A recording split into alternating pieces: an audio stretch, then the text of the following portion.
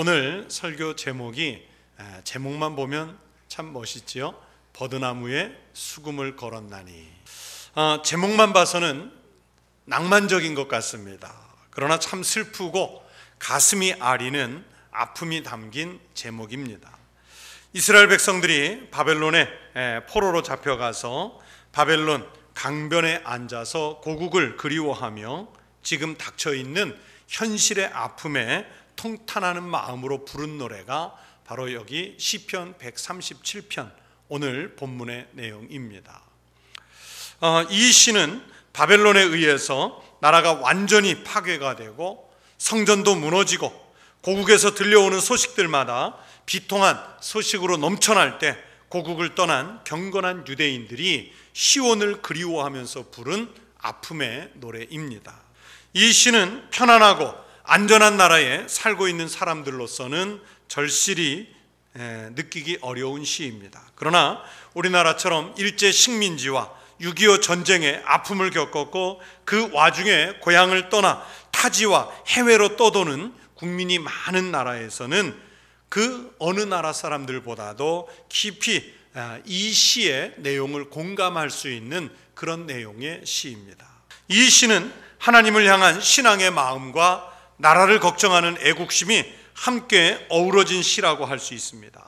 이 시를 읽으면서 이스라엘 백성들이 바벨론에 살면서 얼마나 슬퍼했는가를 알 수 있습니다. 여러분 오늘 본문 1절을 보세요. 우리가 바벨론의 여러 강변 거기에 앉아서 시온을 기억하며 울었도다.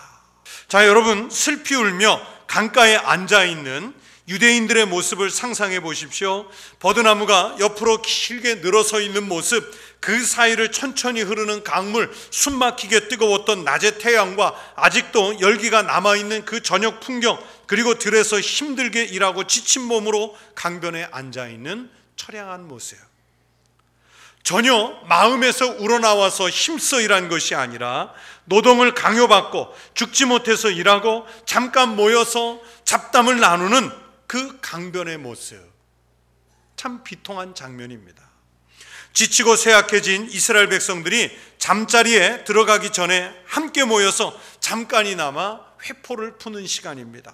그러나 그 사람들이 할 수 있었던 일은 그 강변에서 아무것도 없었습니다. 고작 쭈그리고 앉아서 시온을 기억하며 우는 것밖에는 할 일이 없었습니다.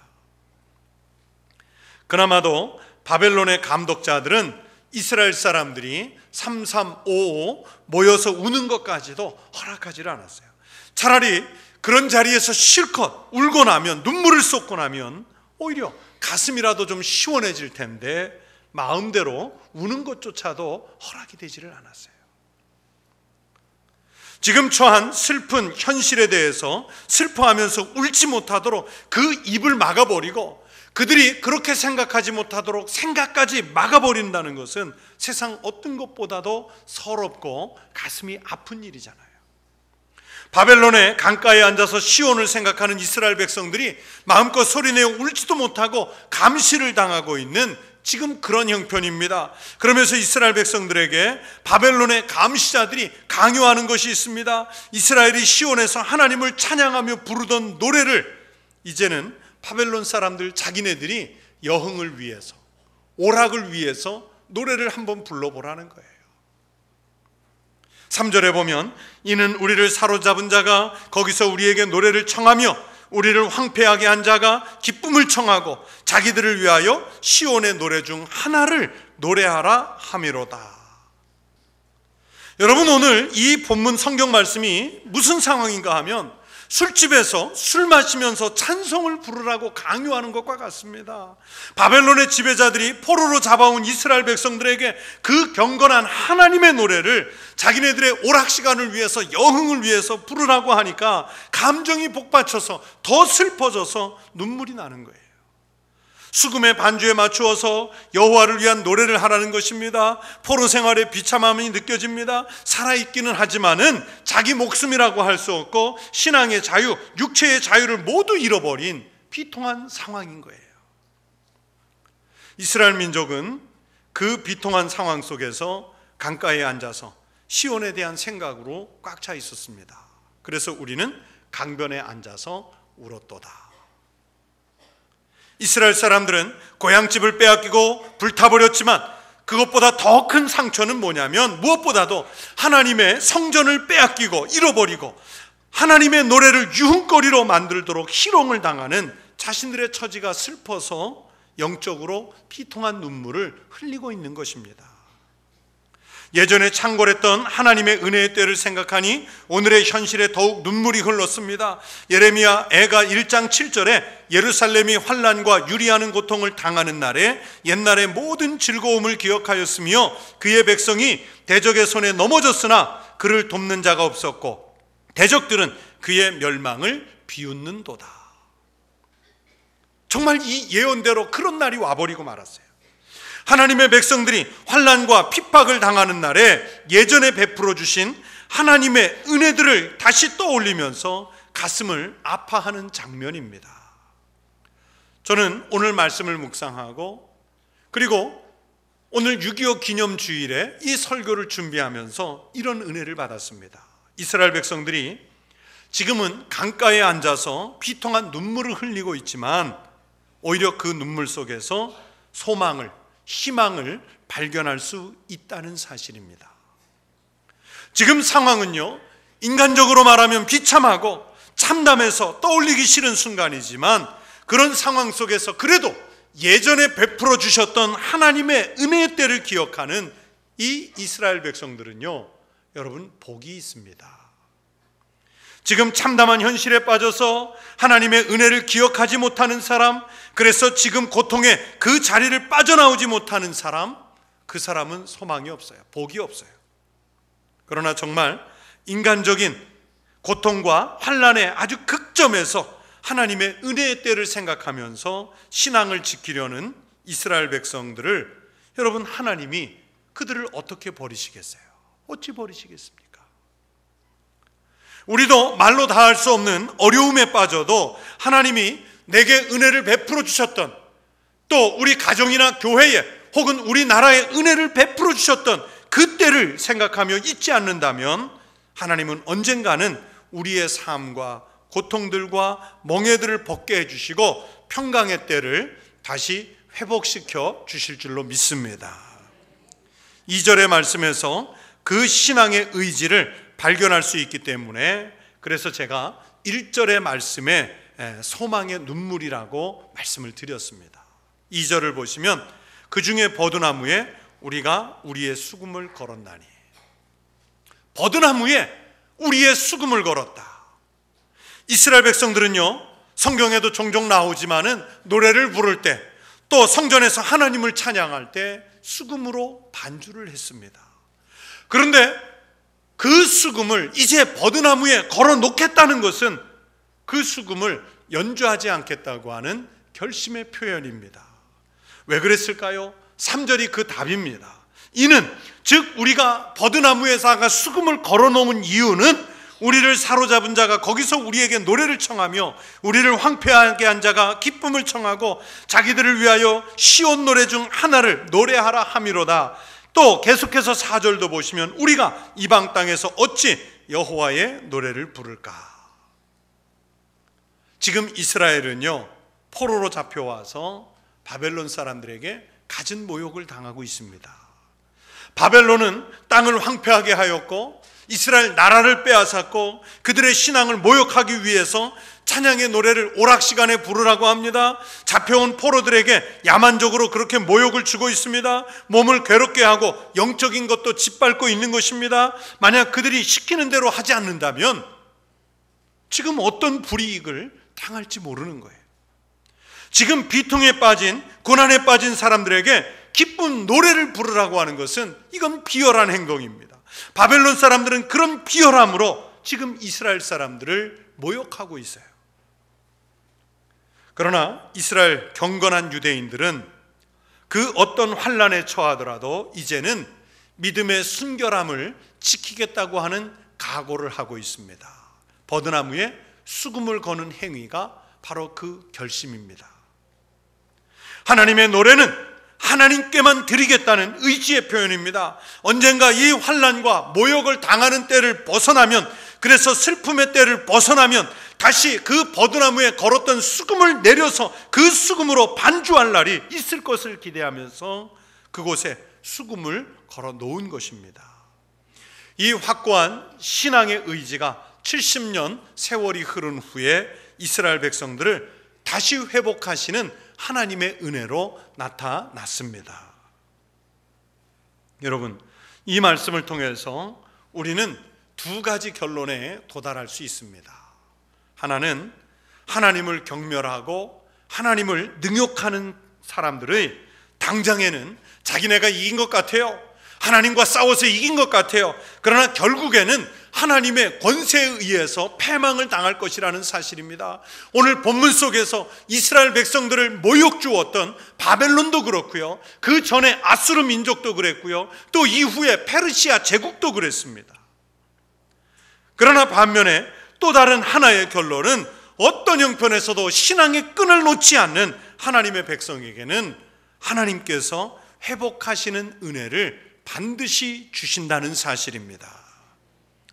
사무엘상 2장 30절에서 하나님이 말씀하시기를 나를 존중히 여기는 자를 내가 존중히 여기고 나를 멸시하는 자를 내가 경멸하리라고 말씀하셨습니다. 이게 약속이에요. 한 예로 다니엘 시대에 벨사살이라고 하는 왕이 예루살렘을 침략해서 하나님께 예배드리는 성전을 유린했던 적이 있습니다. 성전을 짓밟고, 그리고 그 성전에서 하나님께 예배드리는 성전의 그 기구들을 마음대로 가져가서 그 성전에서 꺼내온 거룩한 그릇을에다가 포도주를 따르고 술잔치를 벌였습니다. 그렇게 하나님을 조롱하는 행위를 겁없이 했습니다. 어느 날 벨사살 왕이 다른 어떤 날처럼 그렇게 거룩한 기구들을 가지고 마음껏 술잔치를 하고 있는데 공중에서 손가락 하나가 나타나서 벽에 글씨를 씁니다. 메네메네 데켈 우파르시. 하나님께서 벨사살 왕 당신을 오늘 저울의 단바가 되어 하나님을 경멸하였으므로 그 생명을 취해갈 것이라는 것이었습니다. 그 예언 그대로 벨사살 왕은 그날 밤에 목숨을 잃습니다.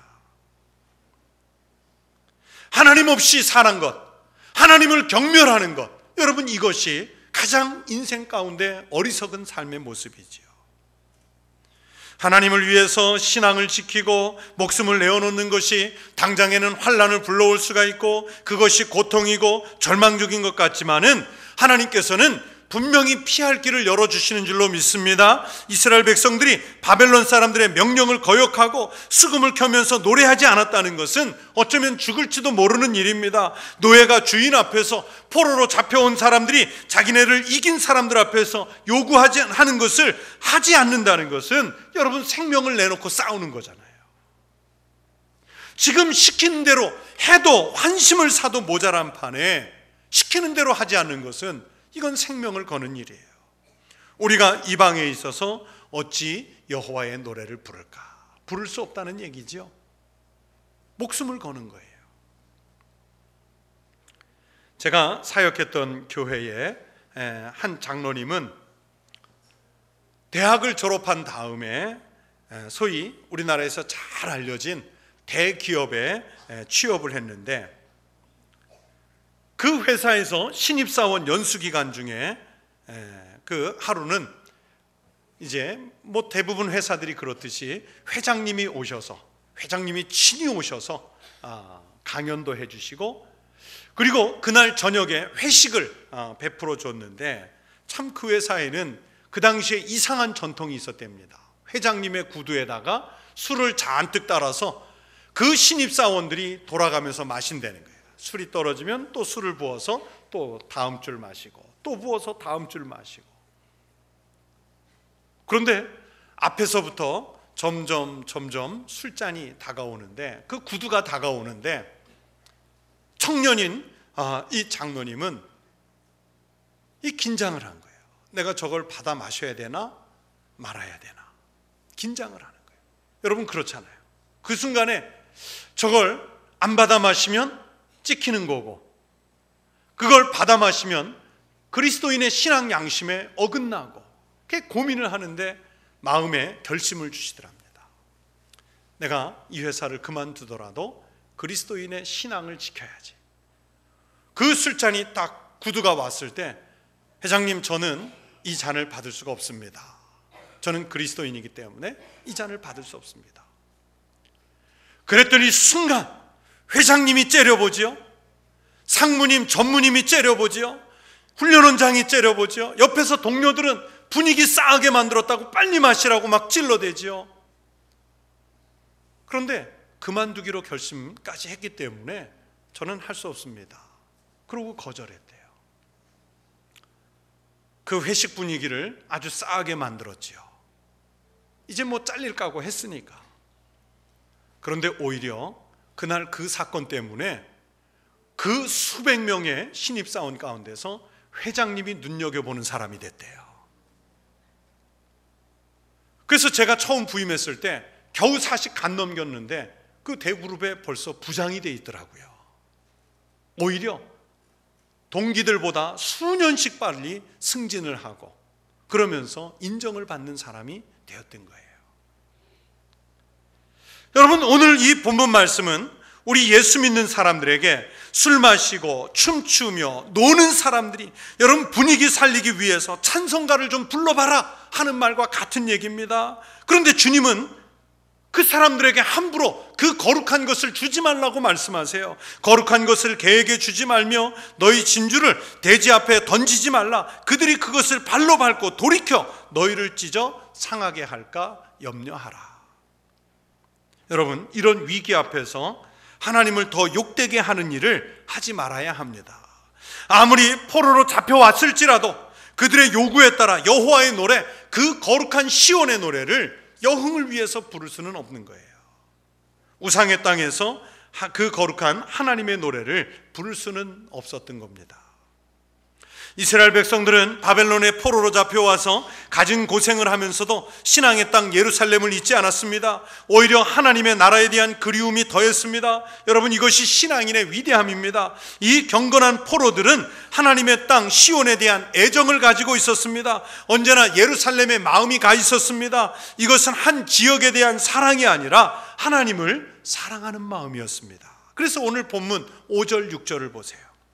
예루살렘아, 내가 너를 잊을진데 내 오른손이 그의 재주를 잊을지로다.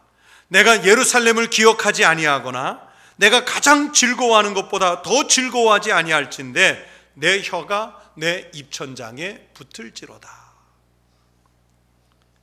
이스라엘 백성들이 바벨론의 포로로 잡혀가서 70년 동안 포로 생활한 것을 감안하면 어떤 사람은요, 어렸을 때 잡혀와서 예루살렘에 대한 기억이 희미해지고, 아니 어떤 사람은 아예 바벨론에서 출생했기 때문에 예루살렘 성전을 가본 적도 없고 단지 그저 부모에게 전수된 신앙을 따르고 있었을지도 모릅니다. 그러나 그들이 하나님을 사랑하는 마음 때문에 그 예루살렘을 그렇게 그리워했던 거예요. 시인은 자신이 예루살렘을 잊는 순간, 그래서 수금을 타는 그 자신의 재주가 잊혀질 것이라고 합니다. 자기가 예루살렘을 기억하지 않는 순간 자기가 즐거워하는 일을 예루살렘을 기억하는 일보다 우선한다면 자신의 혀가 입천장에 붙어서 앞으로 노래를 부를 수 없게 될 것이라고 말합니다.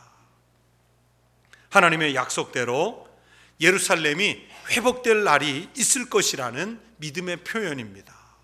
이런 믿음을 가진 경건한 유대인들 때문에 그들을 하나님께서 포로 생활에서 회복시켜 주셨던 것입니다. 사랑하는 성도 여러분, 하나님은 하나님의 백성들이 하나님만을 우선적으로 사랑하기를 원하십니다. 하나님이 우리를 그렇게 우선적으로 사랑하시기 때문에 우리도 하나님을 그렇게 사랑하기를 우리 하나님은 기대하고 계십니다.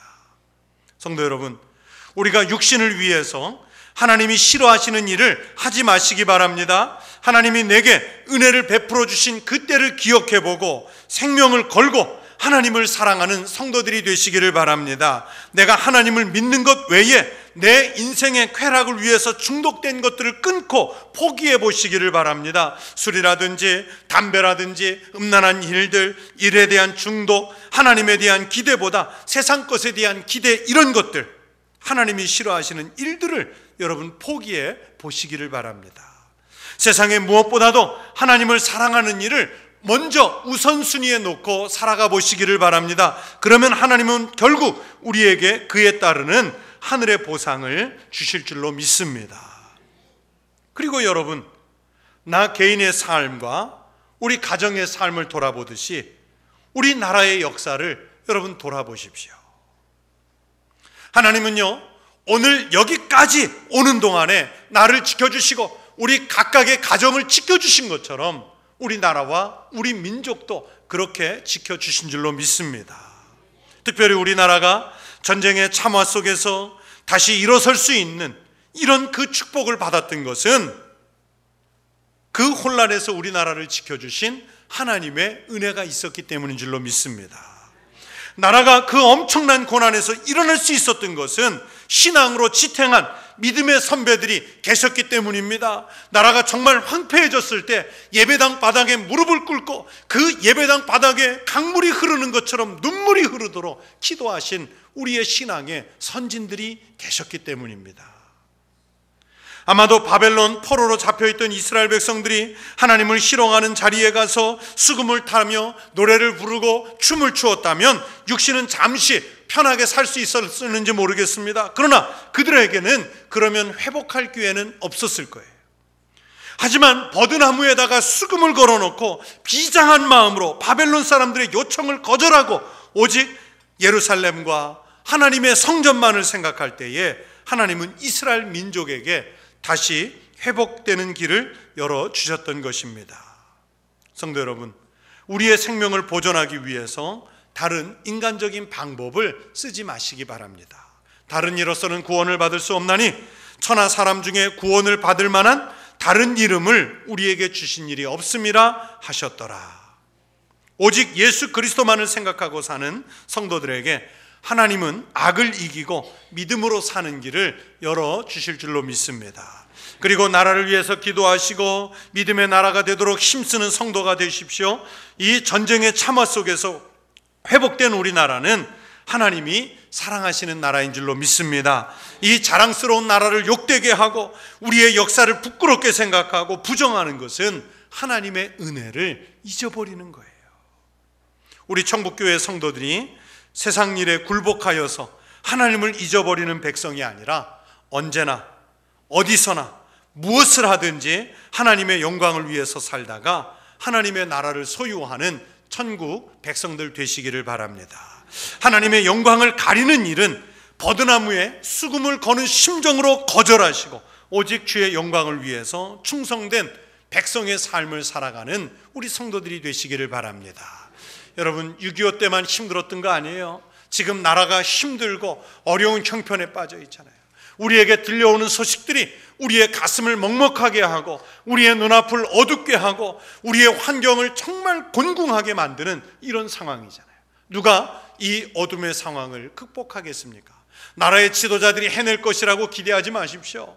여러분, 기업을 이끌어가는 경제인들이 할 것이라고 기대하지 마십시오.